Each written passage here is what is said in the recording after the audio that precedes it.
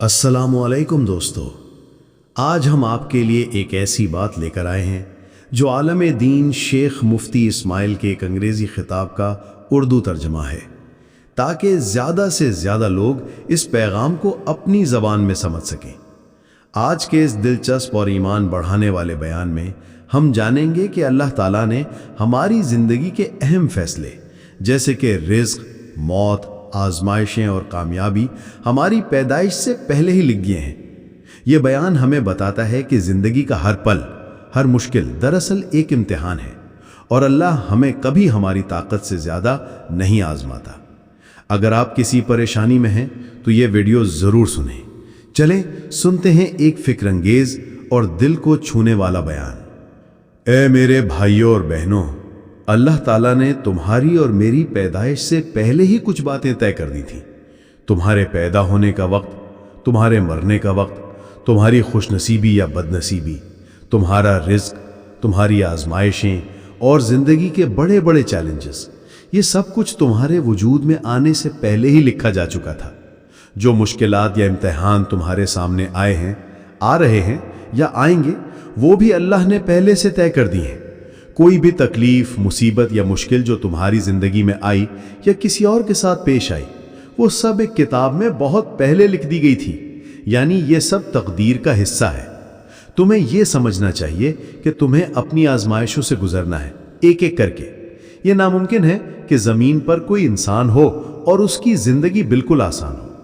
کچھ لوگوں کی زندگی دوسروں کے مقابلے میں سہل ہوتی ہے، لیکن ان کے سامنے بھی کسی نہ کسی طرح کی آزمائش ہوتی ہے۔ کسی کے پاس دولت نہیں ہوتی لیکن صحت اچھی ہوتی ہے، کسی کے پاس صحت ہوتی ہے لیکن اولاد نہیں، کسی کے پاس اولاد ہوتی ہے لیکن وہ نافرمان ہوتی ہے یا پریشانی کا باعث بنتی ہے۔ کبھی کبھار کوئی شخص صحت مند اور مالدار ہوتا ہے لیکن پھر بھی زلزلے یا کاروباری نقصان جیسی غیر متوقع مصیبت کا شکار ہو جاتا ہے۔ یہ سب اللہ کی طرف سے پہلے سے طے شدہ ہے۔ اب یہ تم پر ہے کہ تم یہ بات سمجھو کہ زندگی مکمل طور پر آسان نہیں ہو سکتی۔ زمین پر کوئی بھی ایسا نہیں جس کے پاس سب کچھ ہو، کیونکہ تم اس دنیا میں آزمائش کے لیے بھیجے گئے ہو۔ تمہارا امتحانی پرچہ اللہ نے تمہاری پیدائش سے پہلے ہی تیار کر دیا تھا۔ تو تمہیں کیا کرنا چاہیے؟ تمہیں اس امتحانی سوال کا سامنا کرنا ہے۔ تم اسے چھوڑ نہیں سکتے، کیونکہ ایسا کرنے سے تم ناکام ہو سکتے ہو۔ تمہیں نہیں پتا کہ اگلا سوال کیا ہوگا۔ تمہیں خود سے پوچھنا ہے کہ میرے استاد نے مجھے یہ سوال حل کرنے کا طریقہ کیسے سکھایا؟ مجھے یہاں کیا جواب دینا چاہیے؟ اور تمہارے استاد کون ہیں؟ رسول اللہ صلی اللہ علیہ وسلم۔ اور انہیں جوابات کہاں سے ملے؟ اللہ تعالیٰ سے۔ تو زندگی میں جو کچھ بھی ہو، خود سے سوال کرو کہ اللہ نے مجھے اس سے گزرنے کا طریقہ کیسے سکھایا، اور بغیر ہچکچاہٹ کے اسی راستے پر چلو۔ یہی کامیابی ہے۔ تم اللہ کے احکامات پر عمل کرو۔ ہم 5 وقت کی نماز کیوں پڑھتے ہیں؟ قرآن میں اللہ صبر پر اتنی زور کیوں دیتا ہے؟ کیونکہ اللہ فرماتا ہے کہ جب تم نیک بن جاتے ہو یا اللہ تم سے محبت کرتا ہے تو وہ تمہیں دوسروں سے زیادہ صبر کے امتحانوں سے گزارتا ہے، کیونکہ اللہ تمہارا خالق ہے۔ وہ تمہیں بلند مقام دینا چاہتا ہے۔ جب تم کوئی مشکل سوال درست حل کرتے ہو تو تم کامیاب ہوتے ہو، چاہے وہ سوال کتنا ہی مشکل کیوں نہ ہو۔ جب تم اسکول میں کوئی امتحانی پرچہ حل کرتے ہو اور وہ بہت مشکل ہوتا ہے تو اس کا مطلب ہے کہ تمہارا معیار بلند ہے۔ ہر کسی کے امتحان مختلف ہوتے ہیں۔ اللہ تعالیٰ فرماتا ہے کہ ہم نے تمہیں زمین پر بھیجا تاکہ تمہاری آزمائش کی جائے۔ تم ضرور آزمائے جاؤ گے، جیسے تم سے پہلے لوگوں کو آزمایا گیا، تاکہ پتہ چلے کہ ایمان میں کون سچا ہے اور کون جھوٹا۔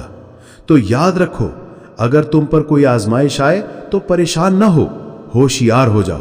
اللہ کا شکر ادا کرو اور کہو، اے اللہ، تو نے میری زندگی میں یہ آزمائش رکھی، میں تیری مدد سے اسے سنبھال سکتا ہوں۔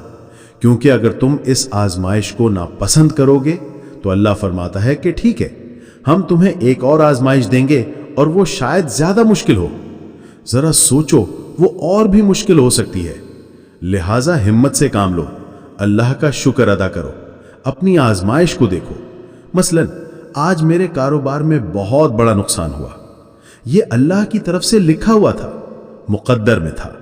تو وہی اللہ مجھے سکھاتا ہے کہ اس سے کیسے گزرنا ہے۔ وہ کیا فرماتا ہے؟ وہ فرماتا ہے صبر کرو اور نماز پڑھو۔ اللہ فرماتا ہے اے ایمان والو، صبر اور نماز کے ذریعے مدد مانگو، چاہے مشکلات ہوں، مصیبت ہوں یا کچھ بھی۔ صبر، برداشت اور نماز کے ذریعے اللہ کے قریب ہو جاؤ، بہت زیادہ نمازیں پڑھو۔ یہ دنیاوی زندگی کچھ بھی نہیں۔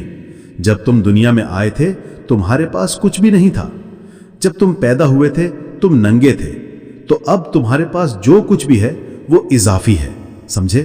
اگر کوئی تم سے پوچھے کہ تمہارے پاس آج زیادہ ہے یا جس دن تم پیدا ہوئے تھے، تو تمہیں کہنا پڑے گا کہ آج، چاہے تمہارے پاس کتنا ہی کم کیوں نہ ہو، کیونکہ جب تمہیں دفن کیا جائے گا تم 2 کپڑوں کے ساتھ دفن کیے جاؤ گے، جبکہ تم جب پیدا ہوئے تھے تمہارے پاس 2 کپڑے بھی نہیں تھے۔ یہ اللہ کی منصوبہ بندی ہے کہ تمہیں دکھائے کہ اے انسان، تم دنیا پر آئے، ہم نے تمہیں رزق دیا۔ ہو سکتا ہے کہ اللہ نے تمہیں وہ عیش و آرام نہ دیا ہو جو تم چاہتے تھے، کیونکہ یہ ہمارے امتحان کا حصہ ہے۔ جیسا کہ میں نے کہا، لوگوں کے امتحان مختلف ہوتے ہیں۔ اللہ فرماتا ہے کہ اللہ کسی جان پر اس کی طاقت سے زیادہ بوجھ نہیں ڈالتا۔ اگر اللہ نے تمہاری طرف کوئی آزمائش بھیجی تو وہ جانتا ہے کہ تم اسے سنبھال سکتے ہو، تم اس کا مقابلہ کر سکتے ہو اور تم ضرور سنبھالو گے۔ لہٰذا اللہ کے سوا کسی سے شکایت مت کرو۔ رسول اللہ صلی اللہ علیہ وسلم فرمایا کرتے تھے، اے اللہ، میں تیری بارگاہ میں اپنی کمزوری کی شکایت کرتا ہوں، حالانکہ وہ سب سے زیادہ مضبوط تھے۔ اے اللہ، میں تیری بارگاہ میں اپنی ناتوانی کی شکایت کرتا ہوں، حالانکہ وہ ہم سب سے زیادہ قابل تھے۔ تو پھر تم اور میں کیا ہیں؟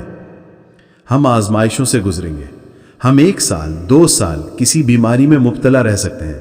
اسے ہمت سے برداشت کرو، تلخی نہ کرو، اچھے انسان بنو، صبر کے ساتھ اسے سہو۔ اگر تمہاری پریشانی تمہیں بہتر انسان بنا دے تو یہ اللہ کی طرف سے نعمت ہے، اور اگر تمہاری مشکل تمہیں تلخ، بدصورت یا اللہ سے دور کر دے تو شاید یہ اللہ کی طرف سے سزا ہے۔